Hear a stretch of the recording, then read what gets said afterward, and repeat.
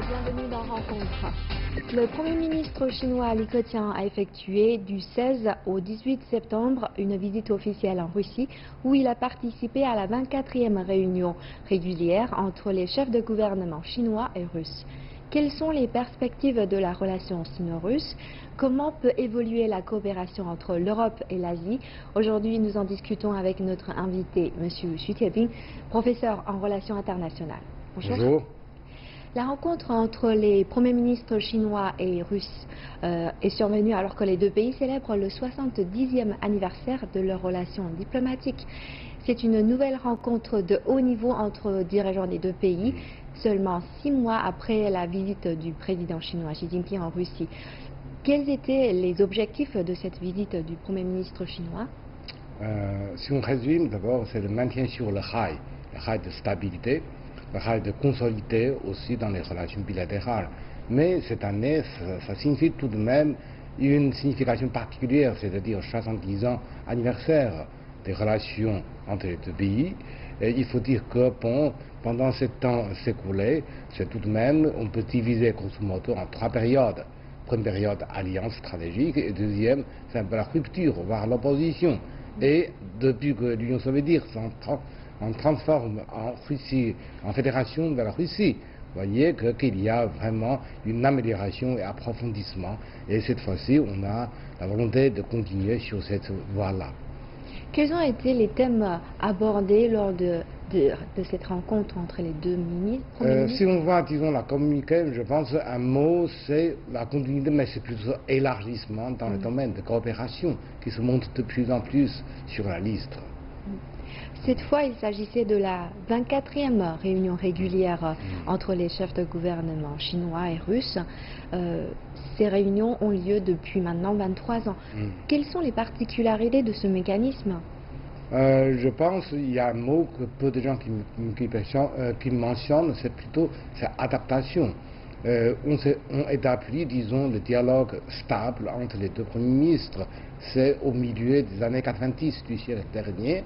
De l'époque, la Russie reste encore puissante et qu'entre-temps, par exemple, aujourd'hui, plus de 20 ans après, la Chine devient la deuxième puissance. Alors pour l'une et l'autre, il s'agit par exemple d'une attitude, une stratégie d'adaptation nouvelle, je dirais, vis-à-vis des changements de statut de chacun et de trouver les points communs. Et sur ce point-là, on réussit plutôt dans ce dossier-là.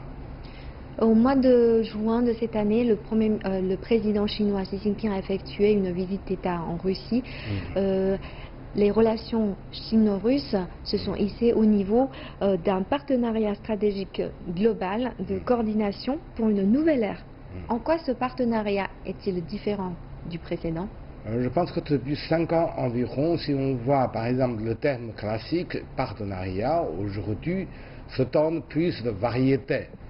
Donc cette fois-ci pour la Chine-Russie aussi, on a joué cette qualification nouvelle ère.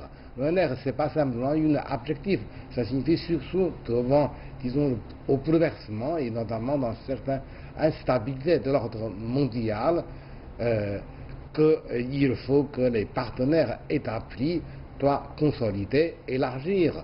Donc on qualifie nouvelle ère, partenariat stratégique, mais surtout global et surtout, disons, nouvelle ère. Ça signifie que quel que soit le changement extérieur, les deux capitales ont la volonté commune de faire quelque chose ensemble dans ce dossier-là. Et alors, à l'heure actuelle, quelles sont les spécificités de la relation sino-russe? Moi, je pense par exemple, historiquement, on parle surtout plutôt militaire, diplomatie, géopolitique, voire idéologie dans demi-siècle en avant. Alors aujourd'hui, disons que je pense que l'axe de coopération se tourne de plus en plus vers, bien sûr, stratégiquement, diplomatiquement, mais plutôt de plus en plus vers le socio-politique, économique et financier.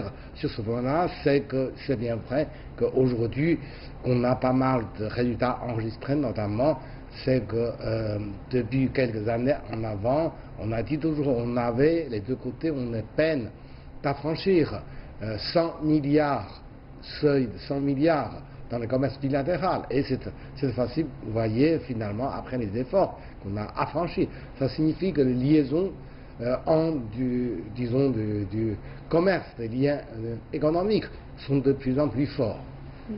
En quoi cette relation est-il important sur le plan international, surtout en matière de coopération entre l'Europe et l'Asie? D'abord, c'est que depuis la fin de la guerre froide, il y a d'un côté une tendance qu'on s'appelle multilatéralisme, de l'autre côté, on voit, bien sûr, c'est un peu unilatéralisme. Et d'ailleurs aussi, c'est que dans les camps, je dirais, dans les camps occidentaux, non seulement il y a une continuité de logique de bloc, mais aussi il y a une certaine dissertation, voire disons de différence, voire de divorce entre Washington et ses alliés européens. Alors que disons que les rapports entre les grands pays deviennent de plus en plus compliqués. Surtout, il y a aussi en même temps émergence des autres acteurs de poids. Et dans ce cas-là, disons que jusqu'à maintenant, on peut se qualifier, c'est que parmi les grands acteurs internationaux, c'est les relations Chine-Russie devient un des, je dirais, piliers de stabilité et qui devient beaucoup plus stable.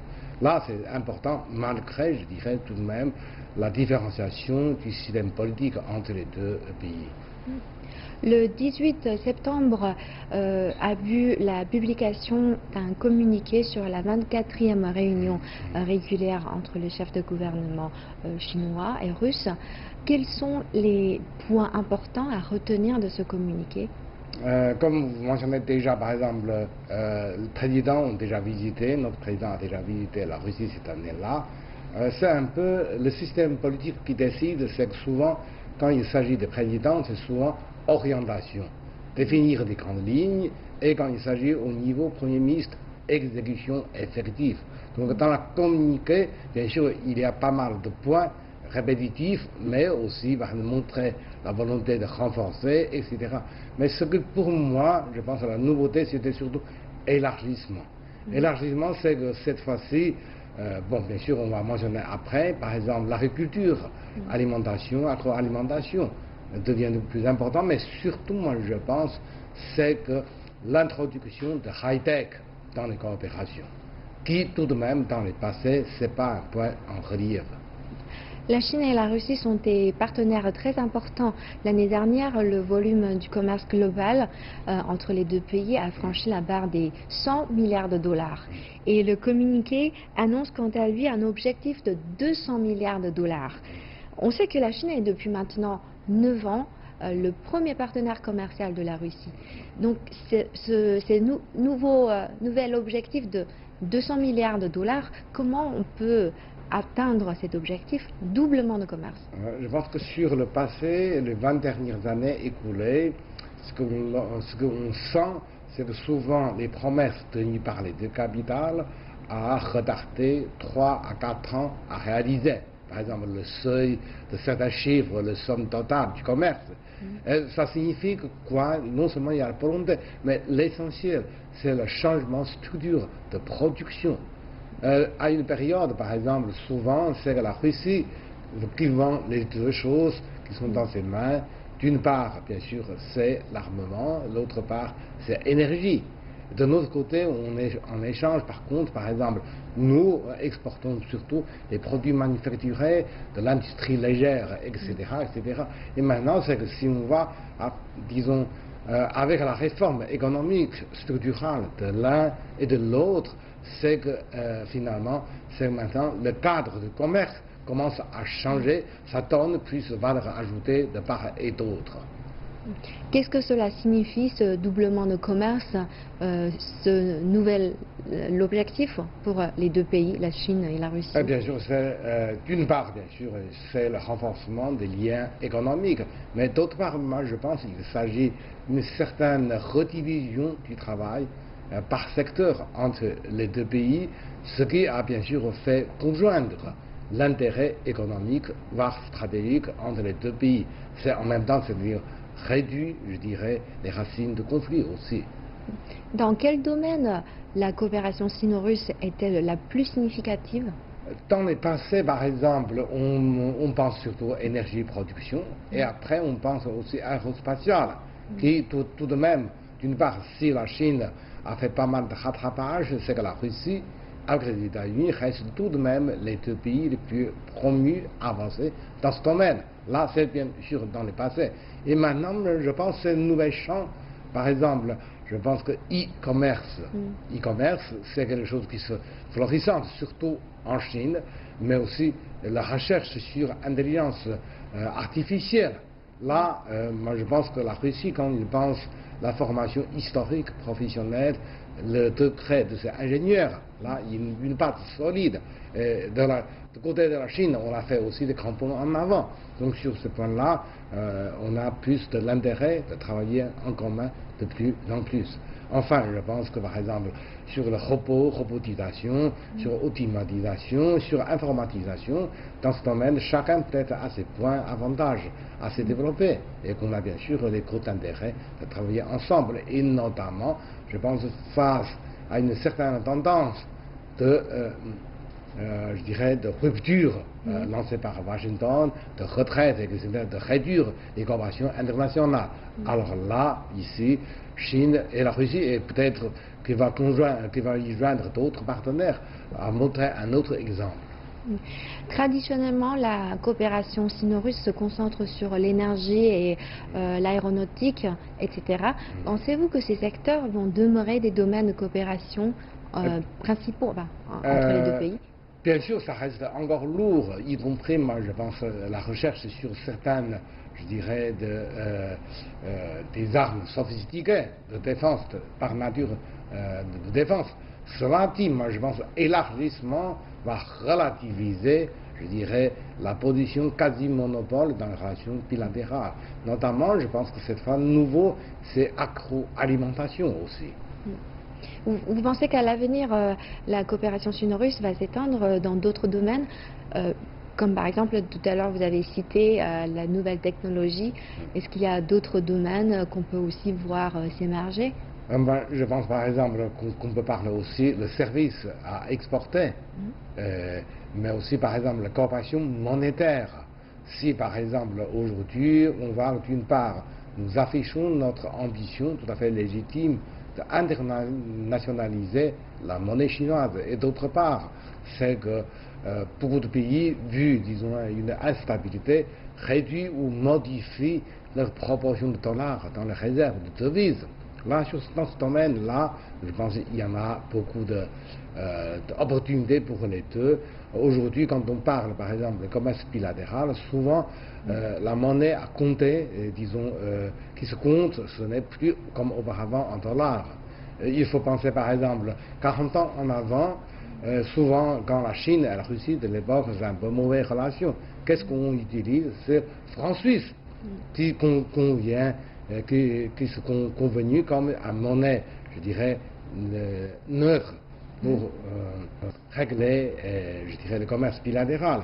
Et avec le temps, le processus de mondialisation, les dollars, mais peut-être aussi l'euro, prennent de plus en plus de position. Alors aujourd'hui, on voit une tendance de dépréciation de certaines monnaies occidentales. Je pense que la monnaie chinoise, la monnaie russe, doit et pourrait jouer un rôle beaucoup plus important qu'avant. Donc dans ce domaine monétaire, il y a aussi pas mal de coopération.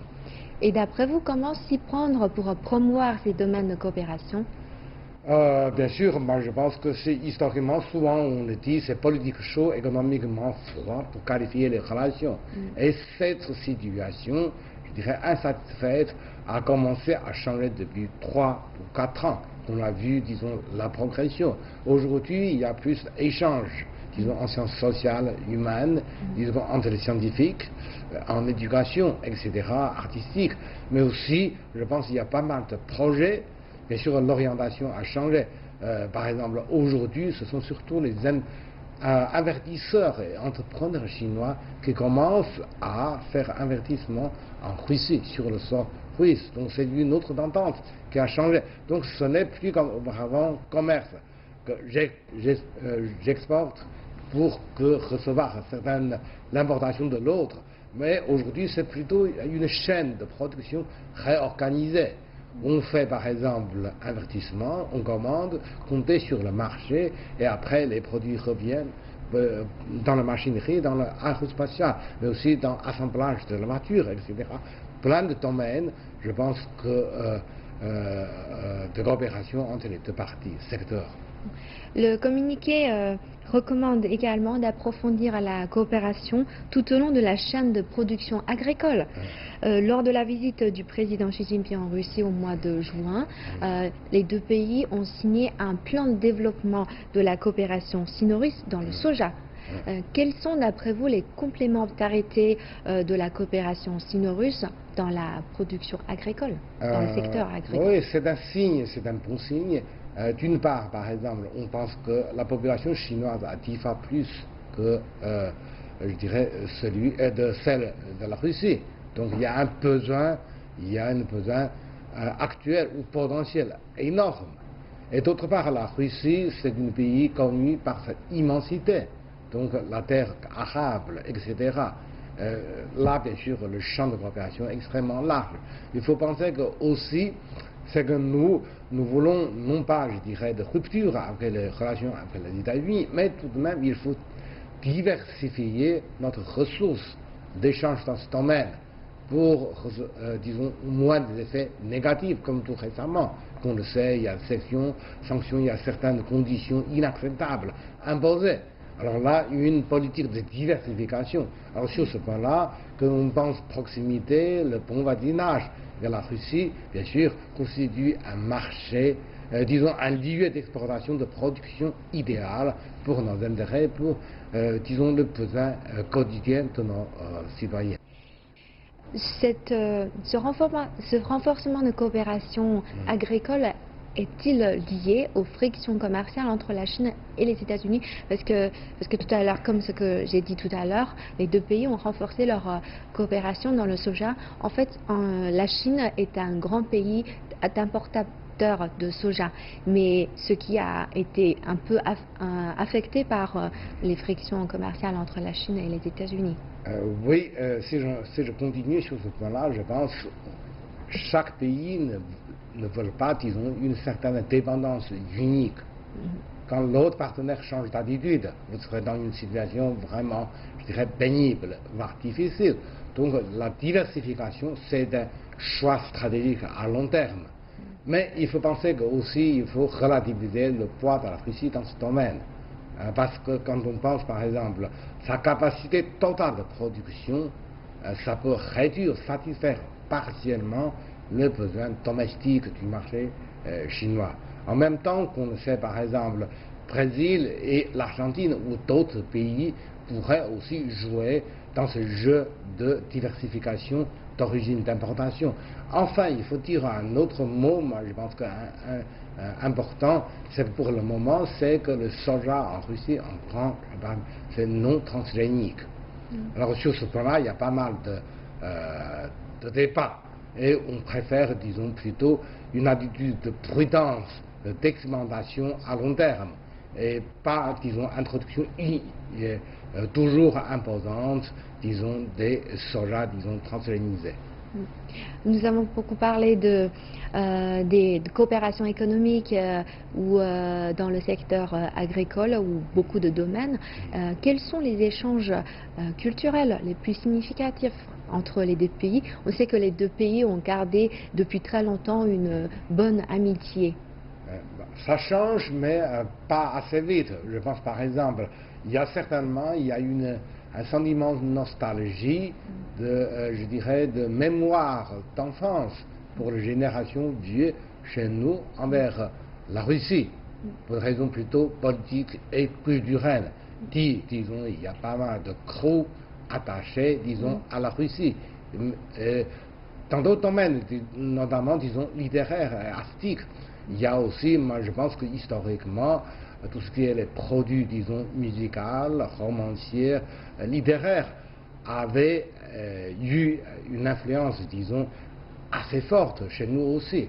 Mais c'est que depuis, je dirais, normalisation des relations entre les deux, on voit que la jeune génération garde une certaine distance. Là, cette tendance commence à changer. Donc il y a de plus en plus de gens jeunes qui commencent à s'intéresser à ce grand voisin.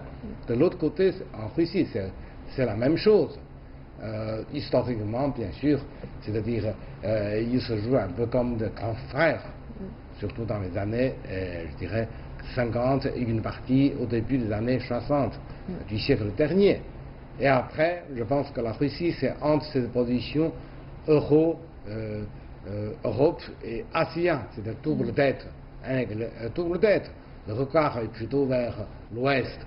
Et depuis que Poutine, je dirais, devenu le président de la Russie, il y a rebalance entre les deux, et ça provoque aussi que le public russe s'intéresse toujours, je dirais, de plus en plus vers l'Est. Là, comme un lieu, non seulement vieux, très ancienne, mais aussi en renaissance. Vous avez parlé des souvenirs d'enfance. Je sais que surtout l'ancienne génération, par exemple la génération de mes parents, la plupart d'eux savent chanter des chansons russes. Nous, par exemple, je me suis agrandi au Xinjiang, c'est une région, disons, en voisinage avec l'Asie centrale de l'époque, c'est encore dans le cadre de l'Union soviétique. On a de l'enfance, il y a aussi pas mal d'échanges culturels, je dirais, similaires à cette nostalgie, je dirais, souvenirs d'enfance aussi. C'est un héritage culturel, bien que parfois un peu mouvementé. Vous avez cité un peu d'évolution entre l'ancienne génération et la jeune génération. D'après vous, comment on peut promouvoir les échanges culturels entre les deux pays? Bien sûr, moi je pense que si on voit l'échange, je dirais, des étudiants, des enseignants, des dialogues interculturels, l'année de tourisme, et disons exposition culturelle aussi, et notamment, c'est pas seulement uniquement sur le passé, mais plutôt sur le présent, par exemple la progression culturelle, ici et là, elle doit se présenter, organisée mutuellement, comme l'année croisée culturelle ou tourisme. Est-ce que vous avez eu l'occasion de vous rendre en Russie? Moi, j'étais 3 fois en Russie, mais toujours entre les deux, disons, capitales, l'ancienne actuelle, c'est-à-dire Saint-Pétersbourg et Moscou. C'est assez court aussi. Quelles ont été vos expériences personnelles? Ce que vous avez vu?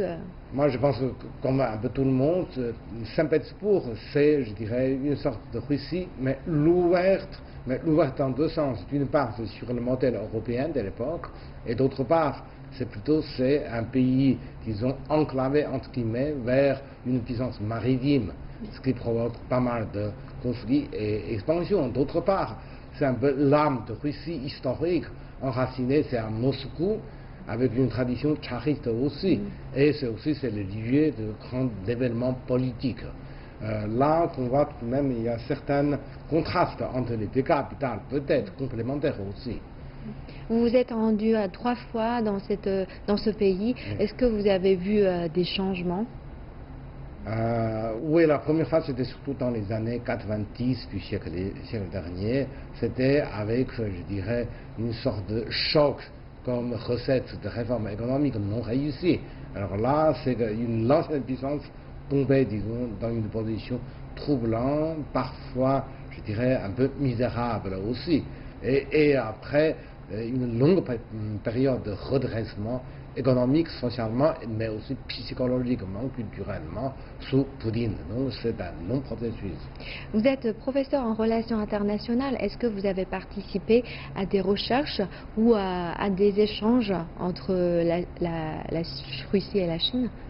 D'une part, c'est qu'on a par exemple dans le cadre de dialogue Chine-l'Europe, mais aussi peut-être l'Asie et l'Europe, dont nos partenaires sont essentiellement les locuteurs, les chercheurs, c'était surtout venus de France,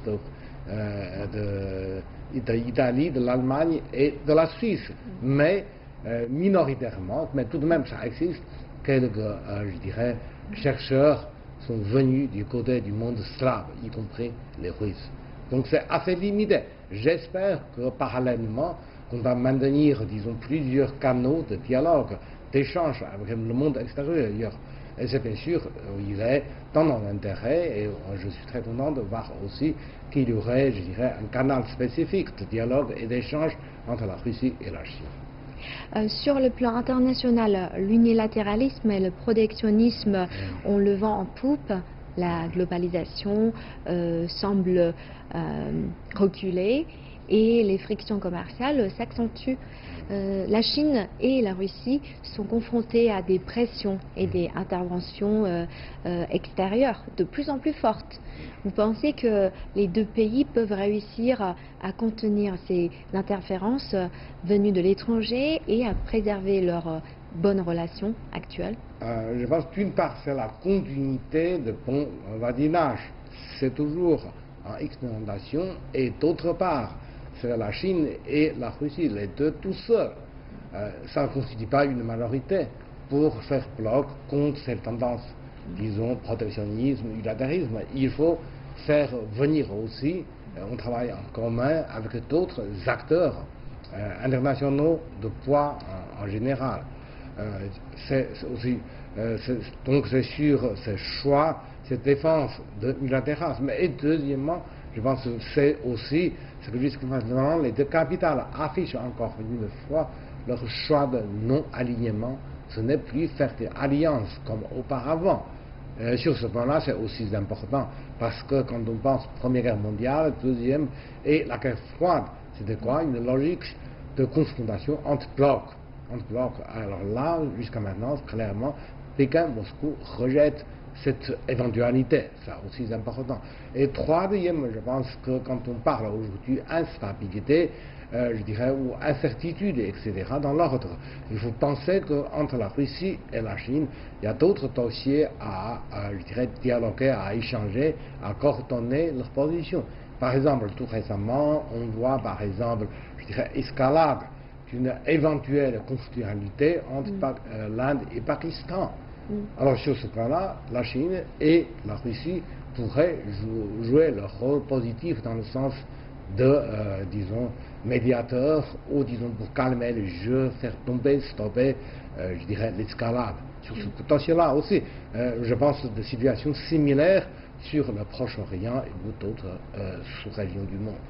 Alors, quel regard portez-vous sur l'état actuel de la croissance économique des deux pays, la Chine et la Russie? C'est assez différent. Moi, je pense que chacun a son, je dirais, défi domestique. Chez nous, c'est plutôt transformation et promotion vers une nouvelle étape technologique. C'est-à-dire que, par exemple, on ne parle plus, on parle peu, ce qui est normal, je dirais, de la production au sens classique. Investissement, production, vente, etc. Alors, nous pensons plutôt, par exemple, vu, disons, le vieillissement de la population, automatisation, robotisation, l'intelligence artificielle, c'est-à-dire quoi? Une nouvelle, les high-tech, la vague de high-tech s'effectue et se fleurissent aussi chez nous. En Russie, moi, je pense, par exemple, cette question de la population, un rétrécissement existe aussi. Et puis quand on pense immensité, il y a un certain besoin d'urgence de moderniser total son système de transport, de communication, reste aussi urgent aussi pour les pays. Et d'ailleurs, ce pays a aussi une tradition de recherche scientifique en possédant je dirais, une troupe de meilleurs chercheurs dans le monde. Donc, dans le domaine de high-tech, de la recherche, mais aussi, disons, informatisation, robotisation, là, bien sûr que les deux pays ne sont pas sûrs de pas, disons, au point de départ, assez pas. Là, pas mal d'opportunités de coopération entre deux. Par exemple, cette fois-ci, on parle aussi, je dirais, navigation ou pilotage par satellite. Là, je dirais, chez nous, il y a la Beidou, et en Russie, historiquement, il s'agit, disons, du projet de Globus. Sur ce point-là, bien sûr, pas mal de champs de coopération. Merci d'avoir été avec nous aujourd'hui et merci pour tous vos commentaires. Merci, Julie. Voilà, c'est la fin de cette édition. À la prochaine.